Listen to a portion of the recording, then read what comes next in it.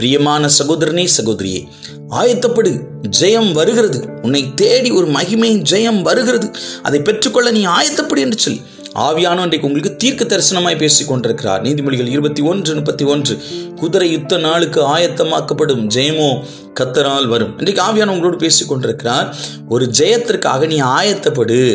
You get ready for the victory. நீ ஒரு ஜெயத்திற்காக, ஒரு விடுதலைக்காக நீ ஆயத்தப்படு அப்படின்னு சொல்லிட்டு ஆண்டவர் உன்னை என்கரேஜ் பண்ணுறாரு. நிறைய நேரங்களில் இது வருமா, இது வராது பிரதர், இது ஜோம் பண்ணியாச்சு, முடிஞ்சு, அவ்வளோதான், இதெல்லாம் வராது, இதெல்லாம் ரொம்ப நாள் காத்துட்டு இருந்துட்டேன், இதுக்காக நிறைய நாள் உபவாசம் இருந்தேன், இதற்காக நிறைய நாள் பிரயாசப்பட்டேன், அழுதேன், இருங்க என் கண்ணெல்லாம் ஒருவேளை குழி விழுந்து போச்சு, என் கண்ணு மங்கி போச்சு, அவ்வளோத்துக்கு நான் அழுதேன், என்னுடைய குரல்லாம் பாருங்க அப்படியே இறுகி போச்சு, அந்த அளவுக்கு கதறி அழுதுருக்கேன், ஒரு ஜெயத்தை நான் பார்க்க முடியலன்னு நீ அழுதுட்டு இருக்கீல்ல சகோதரியே, ஆண்டவர் உன்னோடு பேசுகிறாரு.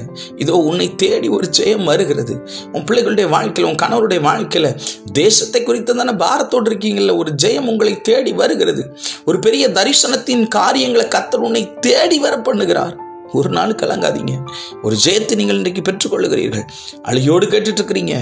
அந்த அழுகை இன்றைக்கு ஜெயமாய், ஆனந்த களிப்பாய் மாறும். நீங்கள் ஜெயத்தை பெற்றுக்கொள்ளுங்கள் என்று சொல்லி ஆவியானவர் இன்றைக்கு உங்களுக்கு ஜெயத்தின் மகிமை உங்களுக்கு தீர்க்க தரிசனமாய் பெற்றுக் கொடுக்கிறார்.